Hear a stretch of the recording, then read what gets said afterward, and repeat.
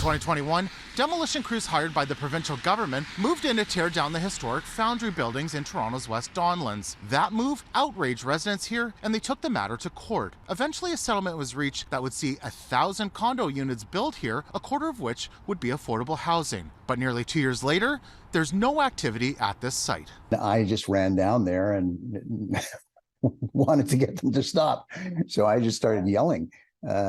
Stop, stop, stop. 2 years ago around this time, Tim Herson was one of the first neighbors to rush to the foundry property when crews came to start tearing it apart. We were apparently quite disruptive, and good thing, because they did stop. And as you know, that there was a court case, and the community actually spent a fair bit of energy and time and money. An injunction was granted, forcing the province to the table with the City of Toronto and a group of residents. In the end, the site, which dates back well into the first half of the 1900s, was deemed historically important, including the machine shop. Those buildings will likely become part of the condo buildings set to come sometime in the future. It's very attractive and very kind of impressive when you come to the site and see them. Franca Leeson is with the advocacy group Friends of the Foundry. She and others frantically tried to get information on what was happening.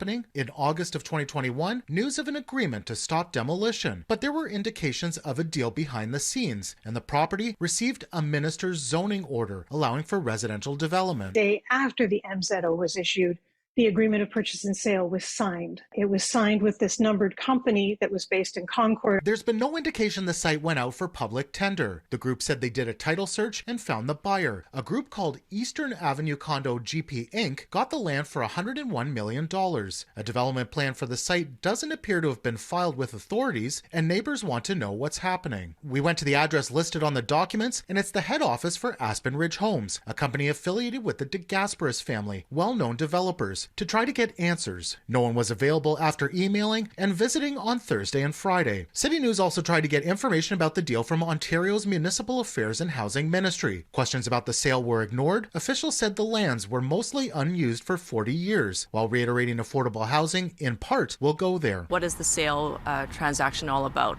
And for those 2 years, we've been searching for answers. Why were they in such a hurry to destroy those heritage properties? And we've never gotten a straight answer. Former area councillor and current MPP Kristen Wong-Tam says the NDP put in a Freedom of Information request to try to get those answers. Documents shared with CityNews appeared to have been heavily redacted. They still haven't built anything, despite the fact that they were rushing to build, rushing to demolish, and they haven't produced a single unit of housing down in the West Donlands. Meanwhile, as 2023 begins, hopes the developer will work with the neighbors on the final design and that the heritage buildings will shine once again. It must have a blend of deeply affordable housing as well as high-quality public realm spaces for people to use all year round, along with increased transparency. What was it, that sales thing? Always be closing, right? Always be closing. I don't want to always be closing with these people. I want to always be opening. For more on this, head to citynews.ca. In Toronto, Nick Westoll, City News.